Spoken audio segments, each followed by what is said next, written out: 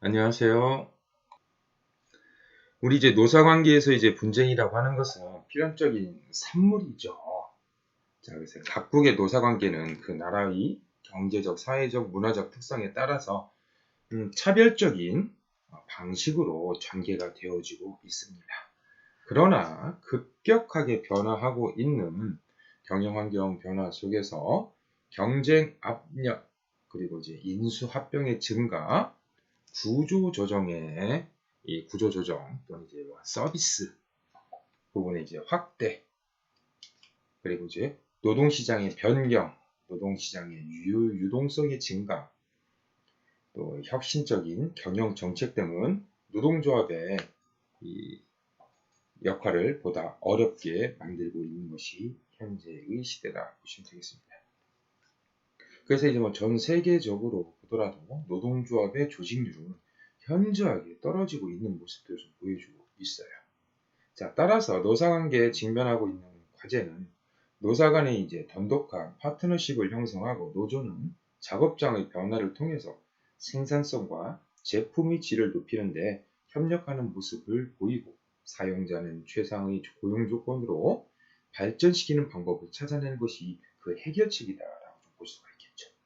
우리 이제 노사관계 제도의 이제 국제 비교라고 하는 측면에서 보게 되면은 산업화의 진전에 따라 노사관계 제도와 점차적으로 동일한 양상으로 접근을 하고 있다라고 하는 수렴론, 곧 던롭에 의한 이 노사관계의 어떤 이제 시스템 이론들을 한번 전에 우리가 좀 한번 살펴봤습니다. 그 후에 이제 커어 교수 등이 이 구체적으로 이 전개하는 양상들에 대해서 지금 설명을 하고 있는데요. 자, 그래서 또 다른 입장은 이제 확산론이라고 하는 점입니다. 그래서 수렴론과 확산론. 확산론의 견해는 노사관계 제도가 정치제도의 보수되는 것이 아니라 각국의 처한 제 조건과 문화적 가치를 반영하고 있다라고 하는 것으로 주장이 되어지고 있는 것. 자, 우리가 이제 수렴론의 이제 커어 교수의 이론과 이런 이제 확산론이라고 하는 측면에서 어떻게 이제 비교를 하고 있는지 이 국제 비교적 노사관계를 우리가 이제 한번 좀 살펴보려고 하고 있습니다. 자, 그래서 우리가 이제 전 세계 이제 한 나라에 국한이 되는 것이 아니라 글로벌리제이션이죠.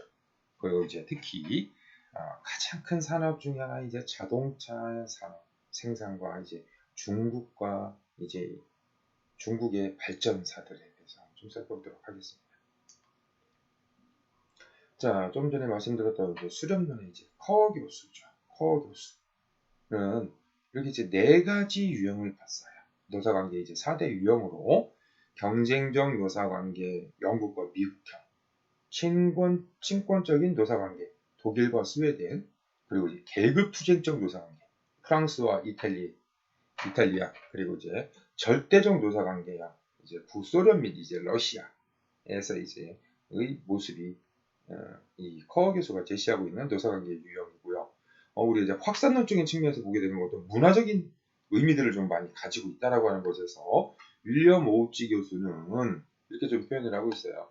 사회적 합의형 노사관계다. 그래서 네덜란드라든지 아일랜드, 이제 스웨덴도 여기에 이제 포함이 된다. 이제 친권적이라든지 사회 합의형 이렇게 이제 같이 좀 보고 있고요. 가부장적인 노사관계, 우리나라와 이제 일본, 그리고 이제 기업 자치적인 노사관계는 유럽, 헝가리, 폴란드, 체코 등을 좀 볼 수가 있습니다. 그래서 여기 이제 더해서 이제 아시아 주요 국가들의 고용관계도까지 좀 보는데요. 우리가 이제 이번 시간에 이제 보게 될 내용들은 여기에 볼 거예요. 커 교수의 이제 노사관계 유형을 통해서 한번 정도 살펴보도록 하겠습니다. 자, 우리 이제 영국과 미국은 먼저 이제 영미식 고용관계를 의미하는데요. 경쟁적 노사관계. 그래서 영국과 미국은 유럽 국가들과 함께 주요 선진국 대열에 포함이 되어져 있지만 노사관계를 포함한 이 고용관계에서는 유럽 대륙의 국가들과 상당한 차이를 보여요. 소위 이제 신자유주의를 내세운 미국과 영국은 고용관계에서도 시장 중심적으로 운영하기 때문에 근로자들은 고용보장보다는 고용 가능성이 중시가 되어지고 고정적인 임금보다는 성과주의 임금에 상대적으로 익숙해져 있습니다. 우리 이제 영국이 이제 그 유럽에 속해져 있지만 유럽과는 좀 사뭇 다른 어떠한 이 관계를 좀 맺고 있고요. 최근에 이제 뭐 브렉시트라고 하는 의미들 아시죠? 바로 이제 영국은 유럽과 이제 결별 소식을 이제 밟고 있는 이런 모습들을 볼 수가 있어요. 자, 그래서 노동운동에서 오랜 역사를 가진 영국이죠. 제가 이제 설명을 드렸잖아요. 영국. 노동조합, 이 결성에 대한 문제, 노동조합을 만드는 거 반대했던 나라? 영국. 한마디로 첫 번째로 산업혁명이 만들어진 나라? 영국. 그리고 노동운동이 처음 시작한 나라? 영국. 그리고 노동조합이 만들어지는 것에 대해서 반대한 나라? 영국. 노동조합이 합법화가 이루어진 나라? 영국. 영국에서 시작해서 영국에서 대부분 다 이제 출발한 거예요. 자, 그래서 1970년대 말 대처 총리, 이제 마가렛 대처, 영국의 총리였죠. 전 수상. 집권 이후 국영기업의 민영화로 이제 노동운동이 상당히 약해진 이제 대표적인 경우입니다. 영국이. 미국 같은 경우는 1930년 이후 활성화된 노동운동이 1950년 이후에 노사가 동등하다고 하는 개념이 강조가 되어지면서 노동운동에는 상당히 불리하게 작용을 하고 있고요. 영국보다는 덜하지만 미국에서의 노동운동도 1970년 이후에 지속적으로 악화가 되어지고 있습니다. 자, 우리가 이제 그래서 이제 이런 이제 경쟁적 노사관계의 영미식 모델이라고 좀 표현을 하는데요.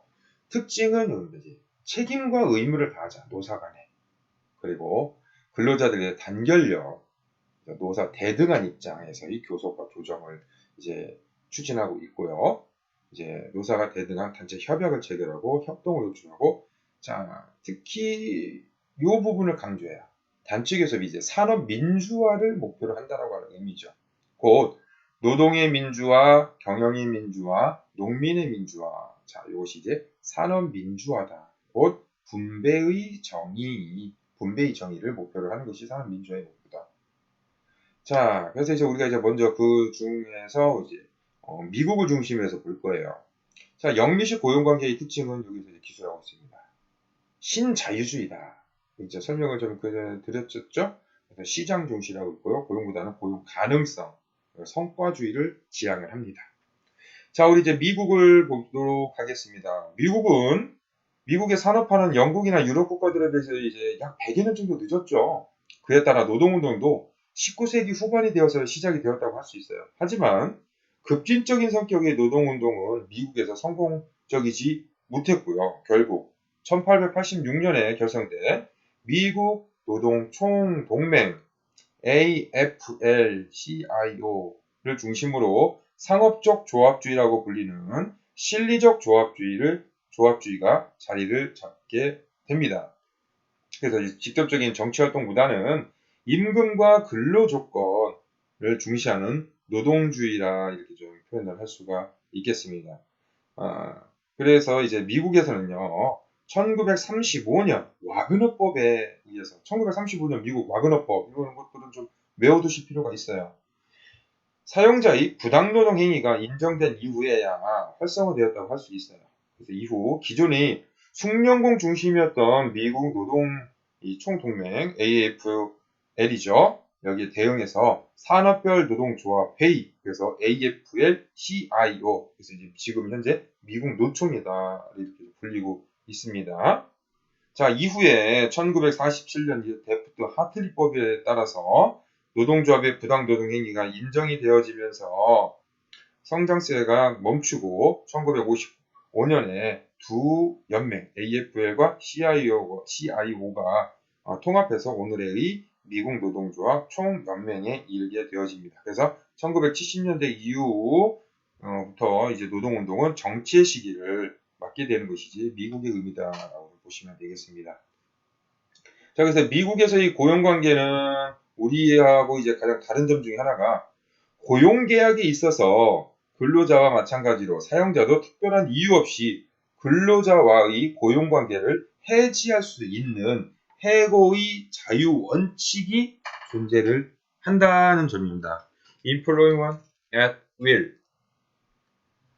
물론 무조건 해고하는 경우는 많지 않지만 경영상 이유에 따라서 정리 해고에 대해서 우리나라보다 훨씬 수용도가 높다고 할 수 있습니다. 예를 들어서 예전에 이제 2001년에 대규모 이제 미국에서 대량 해고 사태가 있었거든요.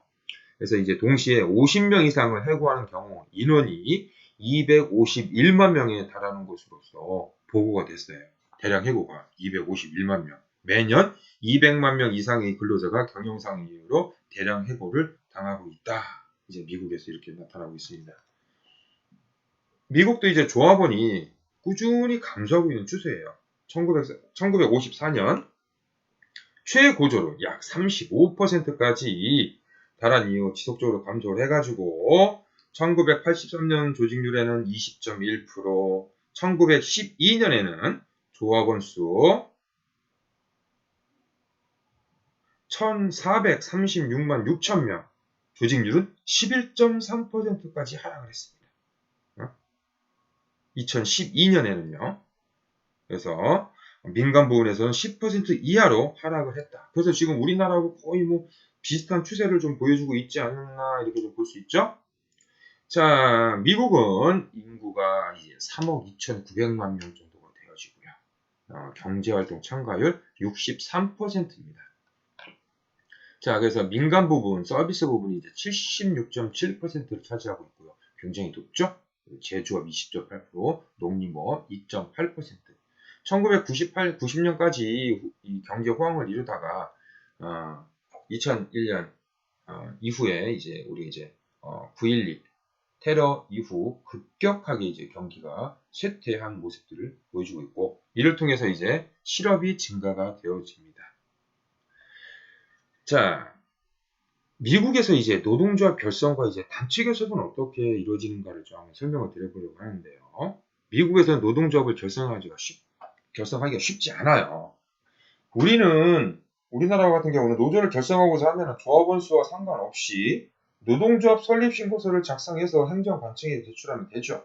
하지만 미국은 노동조합을 결성하기 위해서 우선 노조를 결성할 수 있는 대상자의 30%가 노조 결성 선거를 원한다는 의사를 미국의 국가노동위원회에 표시를 해야 됩니다.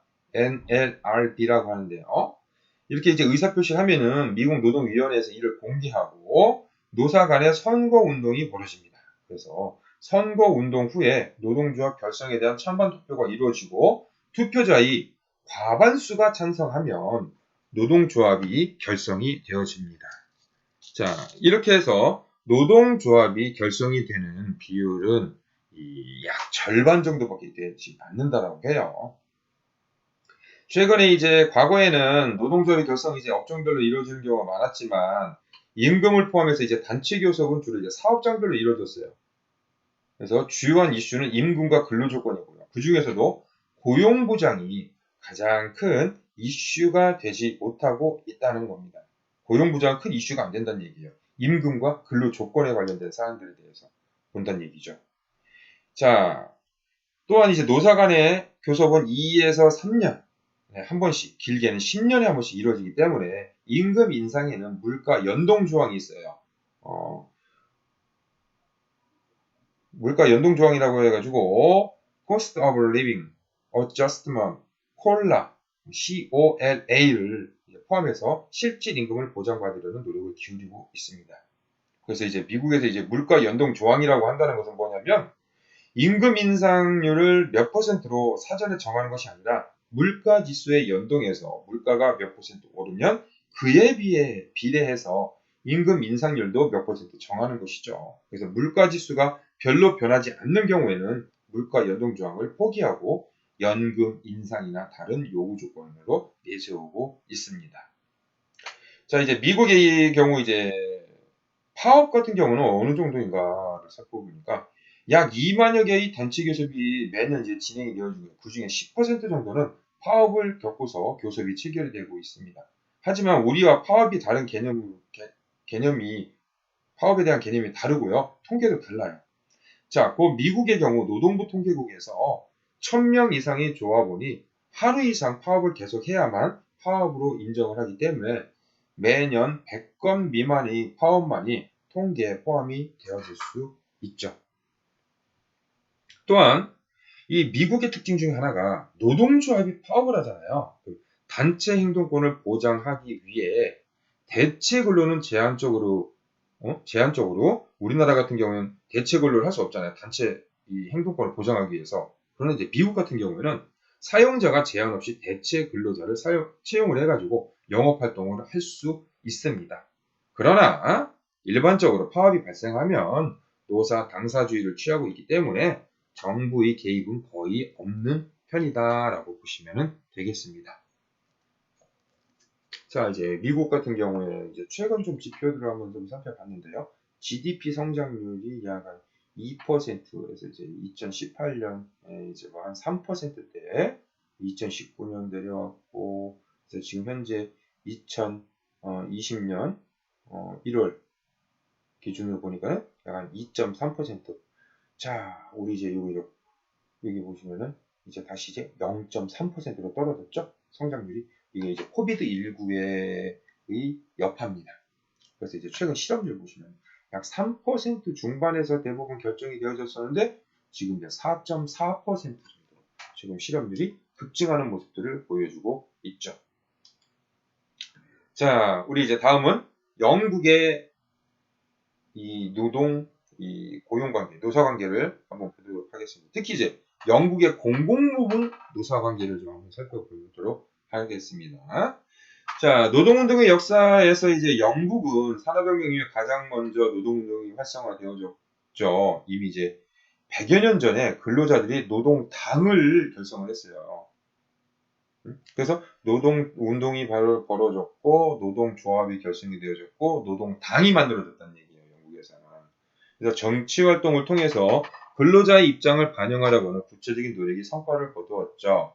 하지만 1979년 대처 정권이 성립된 이후 영국의 경제 정책은 소위 신자유주의 원칙을 충실하게 지키면서 노사관계에서는 노동조합을 약화시키려고 하는 움직임은 공공부문을 중심으로 노동법의 개정, 광부의 파업에 대한 단호한 대처, 그리고 사회적 합의주의, 이것이 이제 코퍼러티즘이라고 합니다. 그래서 이제 이 코퍼러티즘을 종원 이제 끝내고, 그리고 이제 노동시장의 유연화 등으로 적용하게 되어졌습니다. 그래서 영국 경제는 이제 지난 이제 몇 년간 회복세를 보이면서 고용 규모도 이제 3,076만 명 수준이었고 실업률도 감소해서 6% 수준을 기록하고 있었습니다. 그래서 2010년 이후 연립정부가 들어서면서 경제 정상화를 위한 전면적인 지출 삭감을 발표를 하면서 했지만 이제 경제 회복세도 불구하고 적자는 이제 지속되어지고 있는 추세이죠. 그래서 신자유주의는 미국과 영국을 중심으로 만들어진 지금까지 했던 자유주의에서 더욱더 강화된 자유주의 원칙이다라고 보시면 되겠습니다. 곧 세계의 문을 영국과 미국의 기준에 맞추어서 다 열어라라는 얘기예요. 자, 그래서 특히 이제 이 영국에서 출발한 것이 바로 이제 이거 신공공관리다라고 좀 표현합니다. 신공공관리. 시장 원리를 이용을 해가지고 공공 부문을 이제 개혁을 하는 거였었어요. 그래서 공기업 조직률이 이제 98년에는 이제 57%로 이제 떨어지고, 자, 그래서 이제 영국 같은 경우에도 이제 약 한 6,480여만 명이 있죠.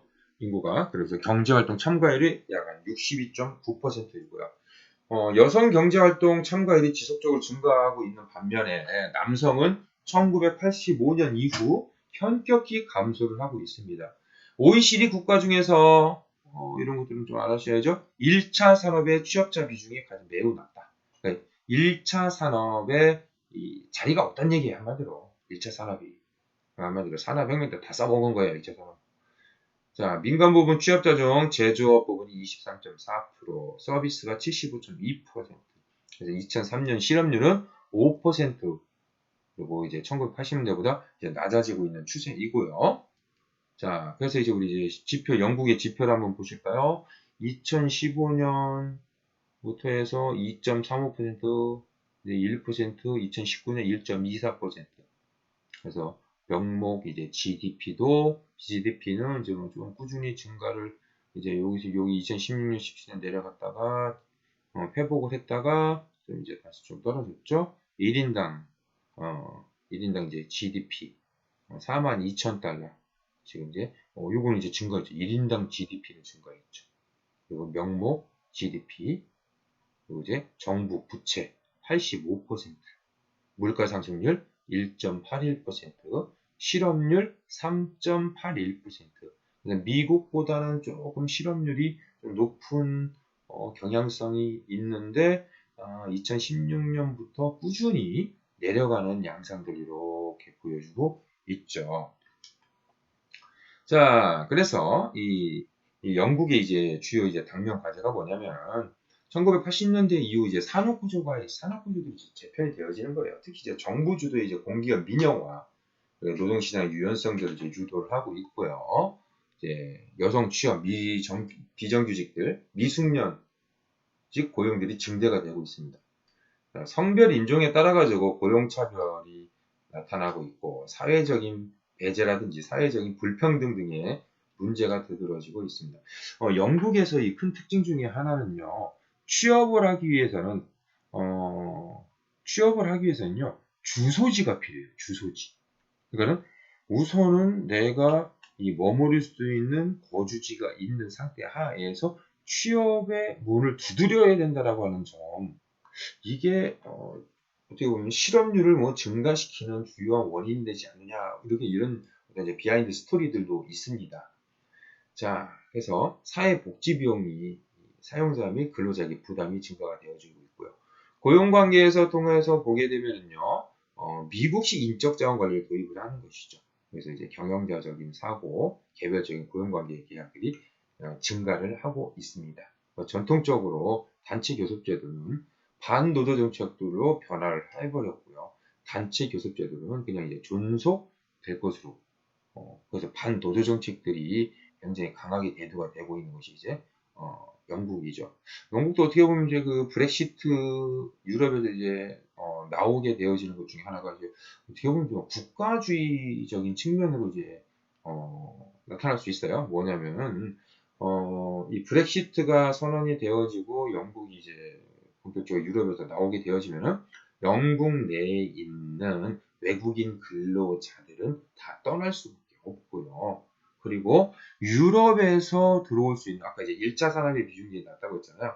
그러면 이제 우리가 하나 이제 농산물 같은 경우들을 볼 수 있잖아요. 농산물을 유럽에서 무관세로 수입을 할 수가 있게 되지만 이제는 관세가 부과가 되어지기 때문에 굉장히 이제 비싼 가격으로 수입을 할 수밖에 없는 구조가 되어지고요. 자국민들의 고용 보장을 유도한다라고 하는 측면에서는 브렉시트가 유리한 점들은 있으나 그러나 이제 전체적으로 봤을 때에는 글로벌리제이션이라고 하는 관점에서 봤을 때에는 브렉시트가 올바른가라고 하는 점들도 한번 좀 고민을 해봐야 될 것이다 라고 하는 점들이 있죠. 그러나 이제 영국이 유럽연합에 이제 제공하고 기여하는 부분이 독일과 프랑스, 영국이 이 세 나라가 이제 대부분 이제 담당을 하는데 그 부분이 굉장히 크다는 얘기죠. 그것을 어디로 이제 끌어당기느냐? 영국의 국내로 끌어들인다라고 하는 것이겠죠.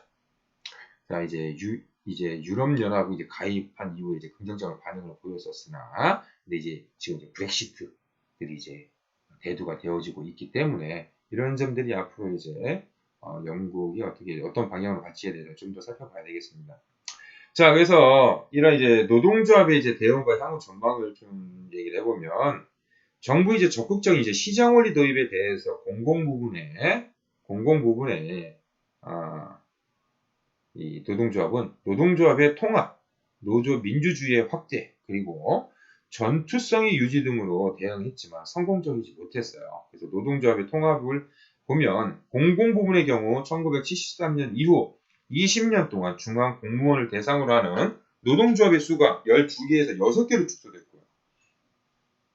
90년대에 통합 과정을 거쳐서 창립된 3개의 주요 노동조합, 공공노조, 그리고 통신노조, 그리고 공공 및 상업서비스노조 등이 있습니다.